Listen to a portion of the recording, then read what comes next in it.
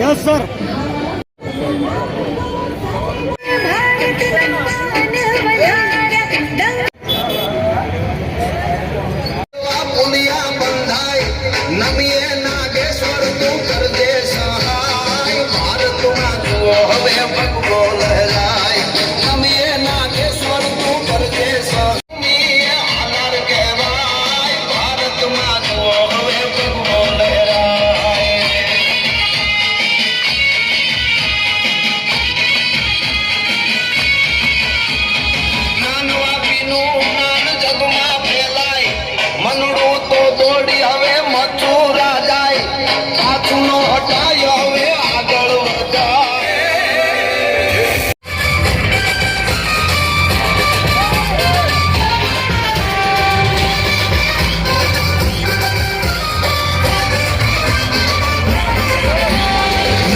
નવરાત્રિની રડિયાળી રાત છે, મોદી સાહેબના ગુજરાતની વાત છે.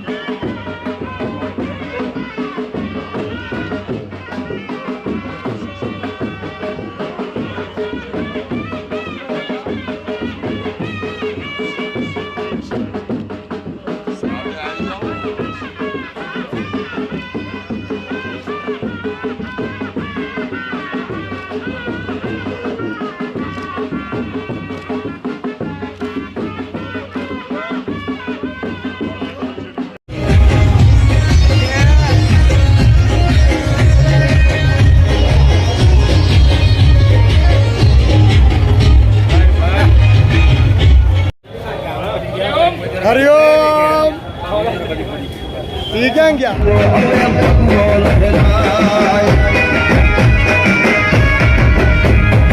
अयोध्या राघवनु मंदिर बंधाय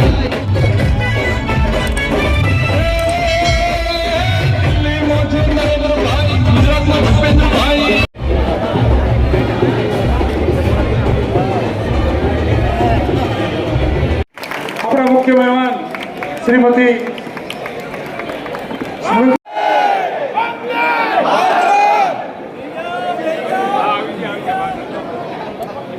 हेलो જે મંચસ્થ મહેમાન છે સુરસીભાઈ ઝડપથી આવી જાઓ. આપણા ભારત માતા કી ભારત માતા કી વંદે. હવે આપણે બધાને સ્મૃતિબેનને સાંભળવાના છે ભાઈ. બરાબર છે મારી વાત? આપણે કોઈ બોલવાનું નથી. બેનને સાંભળીએ અને આપણને એમની પાસેથી માર્ગદર્શન મેળવીએ. આભાર આભાર. તેના માટે થોડું ના ના મારું માઇક નહીં, તમારી અવાજ આટા મારે છે ભારત અખામાં અને કહે છે કે ભારત જોડો યાત્રા કરે છે. કોની ચર્ચા કરું છું?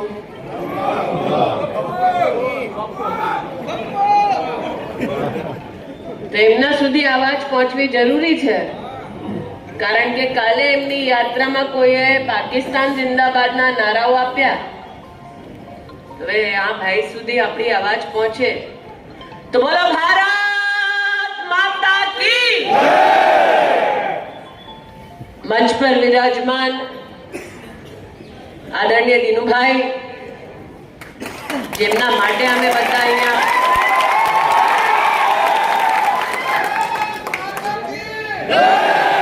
પડી જશો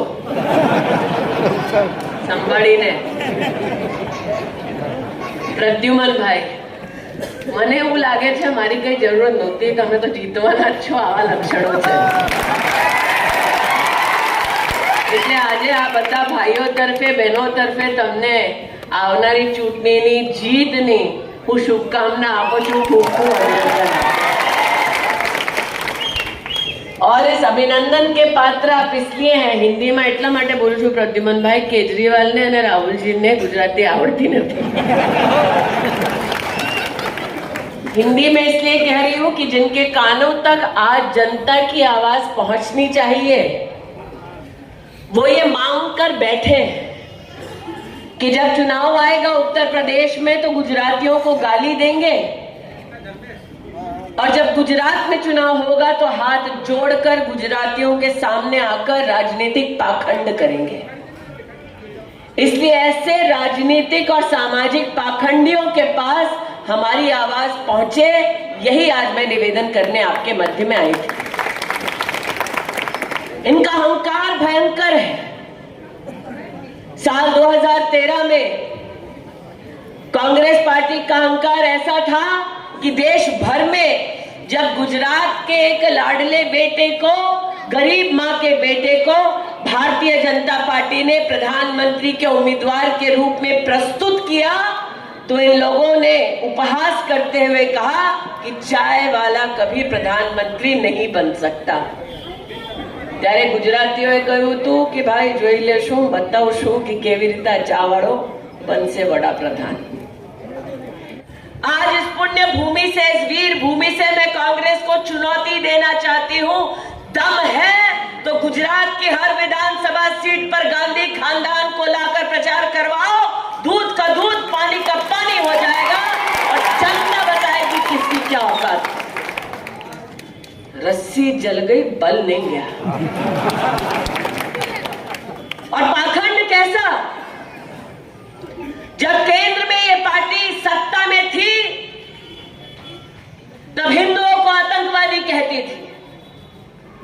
जब केंद्र में ये पार्टी सत्ता में थी तो संविधान को रौंदते हुए जब जी चाहा किसी भी प्रदेश की सरकार को गिरा देती थी. जब केंद्र में ये पार्टी सत्ता में थी, आज प्रद्युमन भाई संविधान दिवस की बात कर रहे हैं, 26/11 का दिन है आज.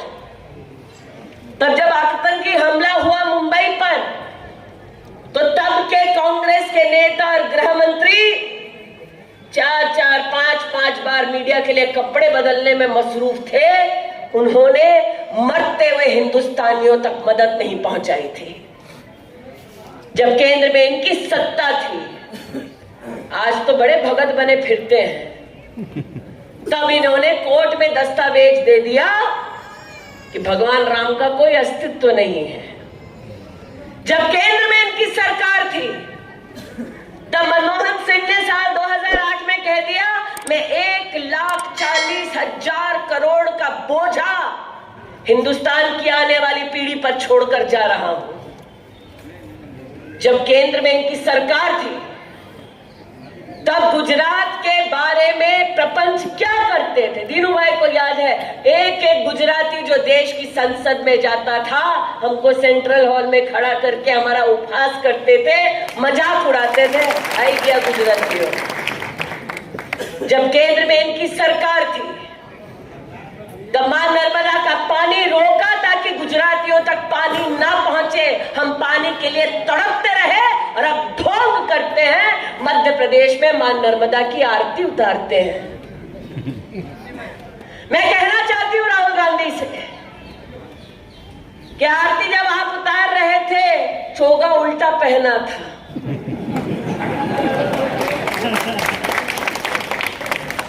ओम जो हमारे लिए आराध्य है उल्टा पहना था। और आचार संहिता में लिखा है सनातन धर्म के कि अगर पाखंडी आरती करे तो वो अच्छा कर्म नहीं दुष्कर्म माना जाता है। अरे ये जनता से छल कर गए, अब भगवान के साथ छल कर रहे हैं। जो भगवान के ना हुए वो आपके क्या खाक हो पाएंगे।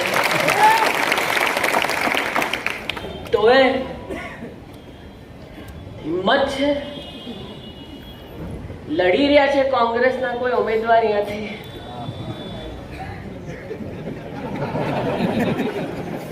આજે કોંગ્રેસના ઉમેદવારને કહું છું, આટલી કોન્ફિડન્સ છે, એકવાર રાહુલ ગાંધીને બોલાવો અહીંયા, બોલાવો, ખબર પડશે। આટલી કોન્ફિડન્સ છે સોનિયા મેડમને બોલાવો। આ બધાને જવા દો, જીજાજીને બોલાવીને તો બતાવો। નહીં બોલાવી શકે, કારણ કે કોંગ્રેસના ઇતિહાસમાં પહેલી વાર એવું થયું છે કે કોંગ્રેસીઓ પોતાની પાર્ટીમાં કહે છે ગાંધી ખાનદાનને અધ્યક્ષ નથી કરવું। હિમાચલમાં ચૂંટણી થઈ ત્યાં કોંગ્રેસ પાર્ટીએ નક્કી કર્યું ભાઈ રાહુલને આવવા નહીં દેતા। અહીંયા ગુજરાતીઓ રાહ જોઈને બેઠા છે, આવો બેટા, ક્યારે આવશે? અને હાલત એવી, પ્રદ્યુમનભાઈ એક દિવસ માટે આવ્યા હતા ભાઈ અને ભાષણ આપતા હતા। ભરતસિંહ સોલંકી હતા મંચ ઉપર। સોલંકી ભરતસિંહ સોલંકીએ પણ જવા દીધું અને કહ્યું બાપુ જવા દે, તારું તો મારાથી ટ્રાન્સલેટ નથી થતું, બેસી ગયો। मतलब कि कांग्रेस का नेतृत्व, कांग्रेस का कार्यकर्ता जानता है कि कांग्रेस एक खोखली राजनीतिक पार्टी है जो विचर रही है, चल रही है, लेकिन समाधान तक, विकास के लक्ष्य तक कभी नहीं पहुंचेगी।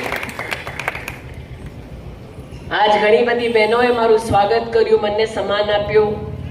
બધી સ્નેહી બહેનો બદલ હું આભાર વ્યક્ત કરું છું। અને ભાભીએ મને કહ્યું હતું કે ભાઈ હવે તમને મળવાની બહેનોની ડબલ ઈચ્છા થઈ। પહેલા તો તુલસી તુલસી હતું, હવે તો ખબર પડી છે કે આ બેન દુશ્મનના ઘરમાં ઘૂસીને જીતીને આવી શકે। જ્યારે હું દુશ્મન કહું ત્યારે આઘાત લાગે છે કોંગ્રેસીઓને, તમે દુશ્મન? अरे तुमने जनता का पैसा लूटा, चाहे कोई भी घोटाला हो। तुम्हारे नेतृत्व की हिमाकत ऐसी, हिम्मत ऐसी कि कांग्रेस के नेता ने सरेआम कहा कि दिल्ली से 1 रुपया निकलता है तो गांव गरीब तक पहुंचते पहुंचते 10 पैसा हो जाता है। कांग्रेस के नेता ने खुद स्वीकार किया कि 90 पैसा कांग्रेस का नेता, कांग्रेस पार्टी खा जाती है। इसलिए जब नरेंद्र मोदी वड़ा प्रधान बने, उन्होंने पहला काम किया कि हर गरीब का बैंक का खाता खोलो ताकि भारत की तिजोरी से पैसा निकले तो सीधा हिंदुस्तानी के बैंक के खाते में जाए। 40 करोड़ हिंदुस्तानियों का पहली बार बैंक अकाउंट अगर किसी ने खोला तो उस नेता का नाम नरेंद्र दामोदर दास मोदी है। ये कांग्रेस के नेता और कार्यकर्ता जो આ ઢોંગ કરते हैं, गुस्सा दिखाते हैं टीवी पर, कैमरा ऑफ થઈ જાય પછી શાંત થઈ જાય છે. ગુસ્સો દેખાડે છે કે મેડમ જોઈ લેશે તો મેડમ ને એવું લાગશે હું કામ કરું છું. लेकिन ये जो ढोंग करते हैं गुस्से का, आज उनसे पूछना चाहती हूँ, 1,40,00,000 का 1,40,000 करोड़ का आप बिल छोड़कर गए, उसमें से 90,000 करोड़ रुपया का बिल चुकाया मोदी ने. 8 करोड़ गरीब औरतों के घर में धुआं था 70 साल की राजनीति में. 8 करोड़ गरीब औरतों को गैस का कनेक्शन जीवन में पहली बार दिलाया मोदी ने. ये सत्य है कि जब कोरोना की महामारी आई, मौत सामने मंडरा रही थी, तब भारतीय जनता पार्टी का कार्यकर्ता घर घर गांव गांव जाकर सैनिटाइजर और मास्क बांट रहा था. कांग्रेस के नेता कहीं नजर नहीं आ रहे थे. ये सत्य है कि जब कोरोना आया तो 28 महीने मुफ्त अनाज अगर हर गरीब तक पहुंचाया तो उस नेता का नाम नरेंद्र मोदी है. ये सत्य है. और एक सत्य ये भी कि जब मोदी ने कहा कि जनता की जान बचानी है, वैक्सीन लगाना है, तो ये पाखंडी आकर जनता से कहने लगे मोदी ने वैक्सीन नहीं लगाता. ये चाहते थे कि गरीब मरे, तड़पे और इनकी राजनीति आगे बढ़े. પણ અમે કોઈ મોદીને ગુજરાતનો શેર નથી કહેતો. પોતે ગયા હોસ્પિટલમાં પહેલો વેક્સિન પોતે લીધું અને દેશ આખાને કહ્યું કે ભાઈ જીવન બચાવો, વેક્સિન લગાવો. અને 200 કરોડ વેક્સિનની મુફત ડોઝ આ દેશમાં કોઈ આપી તો નરેન્દ્રભાઈએ આપી. आज संविधान दिवस है. संविधान दिवस के पुण्य अवसर पर प्रद्युमन भाई ने अपना उल्लेख किया, अपना वक्तव्य दिया. लेकिन अगर संविधान दिवस मनाया किसी ने हिंदुस्तान में तो उन पाखंडियों ने नहीं मनाया, नरेंद्र दामोदर दास मोदी ने बनाया. और संविधान की अगर खानदान को इतनी चिंता थी तो आज कांग्रेस के नेताओं से पूछना चाहती हूं कि धारा 370 हटाने के लिए जब मोदी सरकार ने संसद में प्रस्ताव दिया तो कांग्रेस पार्टी ने उसका विरोध क्यों किया? तो भलू थाय भगवान नु कि एक बार नरेंद्र भाई नक्की करी लीधु कि भाई धारा 370 काढो એટલે અમે બહાર કર્યું. કે છે ભારત જોડો યાત્રામાં કે છે मैं जाऊंगा अब कश्मीर. मारो बेटो હવે જશે. मैं जाऊंगा हम કરીને ભાષણ આપતો હતો. मैं जाऊंगा लाल चौक पे, मैं तिरंगा लहराऊंगा. अरे जब आतंक आया था तो गुजरात का शेर गया था कश्मीर में तिरंगा लहराने. आज तुम जा सकते हो क्योंकि मोदी की सरकार है. जब माता जी की सरकार थी तो लाल चौक नहीं जा पाए राहुल गांधी. ये फर्क है. एक तरफ ये पाखंडी, दूसरी तरफ रेवड़ी वाले. आयो અહીંયા આયો ના? પણ સુરત ગઈ હતી ત્યાં પણ એના દફતરની ઉપર તાળો હતો. આટલી મોટી બૂમાબૂમ કરતો તો દિલ્હીમાં મને એવું લાગ્યું કે હશે કદાચ. ઉપર શોધતી હતી ક્યાં છે. ને હિંમત જુઓ, આપણા પ્રદેશમાં કેટલી બધી ચૂંટણીઓ થઈ. ગમે એમ અમે ચૂંટણીમાં એકબીજાના પ્રતિદ્વંદી છીએ પણ કોઈને બાને અમે ગાળો નથી આપતા. આ માણસના છોકરાઓએ નરેન્દ્રભાઈની 100 વર્ષની બાને ગાળો આપી. અને મને જ્યારે દિલ્હીમાં કોઈએ પૂછ્યું, મેં કીધું કેજરીવાલમાં દમ હોય તો ગુજરાતમાં આવીને બોલીને બતાવો, ખબર પડશે.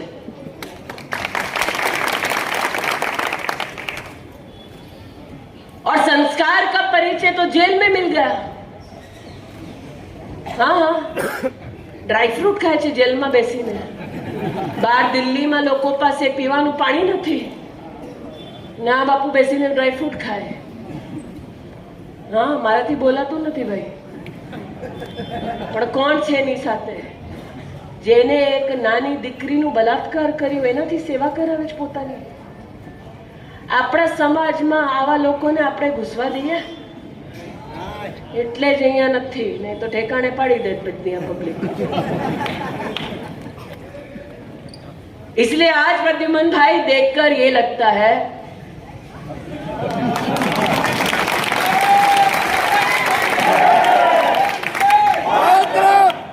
जिस जोश के साथ आप भारत मां का जयकारा लगाते हो, उतना जोश पूरी यात्रा में कांग्रेस पार्टी की सुनाई नहीं दी। जिस जोश के साथ आप भारत मां का जयगान करते हो, उतनी श्रद्धा कांग्रेस पार्टी की यात्रा में कभी सुनाई नहीं दी। जब तमिलनाडु से निकले थे कांग्रेस के ये नेता, तो एक ऐसे व्यक्ति को अपने संग ले चले जिसने कहा कि भारत की धरती पर अगर पैर रखा तो बीमार हो जाओगे, ये मैली है धरती। जब केरल में गए तो एक ऐसे सज्जन के खब्बा के ऊपर हाथ रखा जिसने गौ माता की हत्या करके फोटो चढ़ा दिया। अरे जब घूमते रहे तो एक ऐसे परिवार के साथ चलने लगे जिसने डेविड हेडली की सहायता की थी। वो डेविड हेडली जिसने 26/11 को हिंदुस्तानी कैसे मौत के घाट मुंबई में उतारे जाए, उसका पूरा षड्यंत्र रचा। इसलिए आज राष्ट्रभक्त राम भक्तों से मैं कहने आई हूं कि ये चुनाव मात्र प्रद्युमन भाई का चुनाव नहीं है, ये चुनाव एक संदेश है उस पाखंड को कि पहले आप पाखंड करते थे दूसरे धर्मों के साथ, आपको पता चला कि अब ये धर्म के लोग, इस समाज के लोग चुप नहीं बैठेंगे, तो अब कोट पर जनेऊ पहन के घूम रहे हो। पहले पाखंड करते थे, गुजरात में मां नर्मदा के पानी को, उस पुण्य जल को घरों तक पहुंचने नहीं देते थे, आज आरती उतार रहे हो। पहले हिंदू को आतंकवादी कहते थे, आज ललाट पर चंदन का टीका लगा रहे हो। अरे यही लोग अमेठी आते हैं तो नमाज अदा करते हैं, हर धर्म के साथ खिलवाड़ करते हैं, हर व्यक्ति का अपमान करते हैं। जो समाज के ना हुए वो वोटर के कभी ना हो पाएंगे। संविधान तो दूर की बात है, ये इंसानियत के काम भी नहीं आएंगे। और इसीलिए आज फिर एक बार प्रद्युमन भाई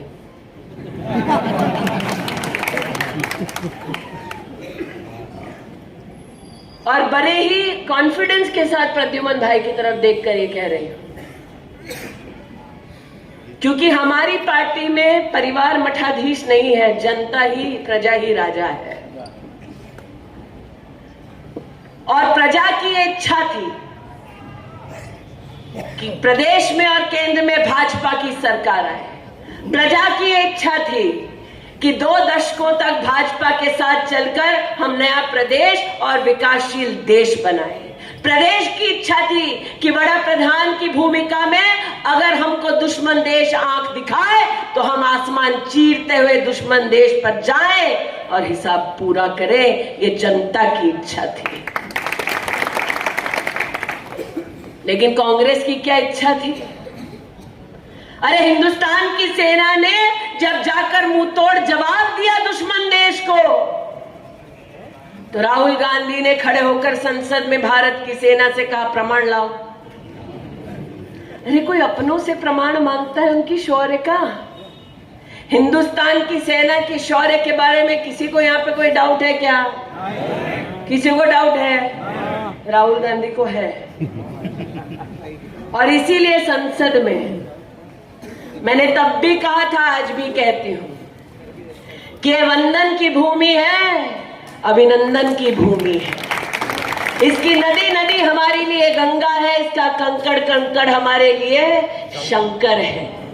हम जिएंगे तो भारत माँ के लिए और मरेंगे तो भारत माँ के लिए, और मरने के बाद भी गंगा जल में बहती हुई हमारी अस्थियों पर गरकान लगाकर सुनोगे, तब भी एक ही आवाज आएगी, भारत माता की।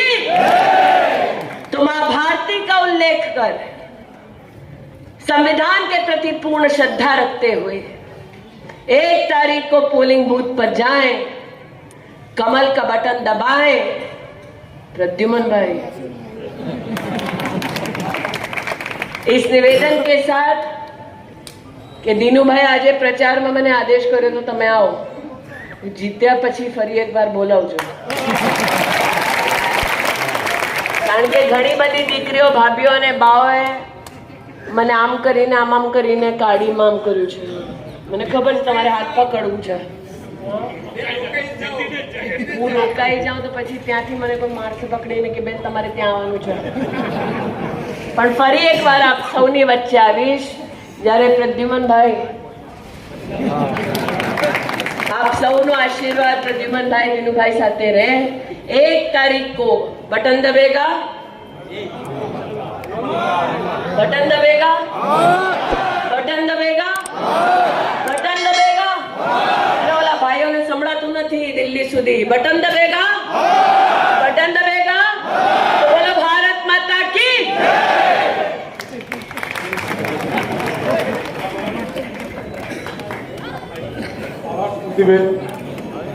અહીંયા એમણે બીજા સ્થળે તાત્કાલિક પહોંચવાનું છે, જેથી કરીને એ આપણી વચ્ચેથી વિદાય લે છે.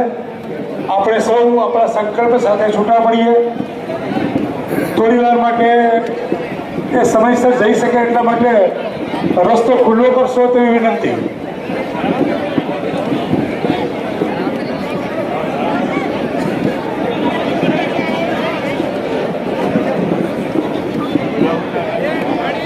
યાદ કરી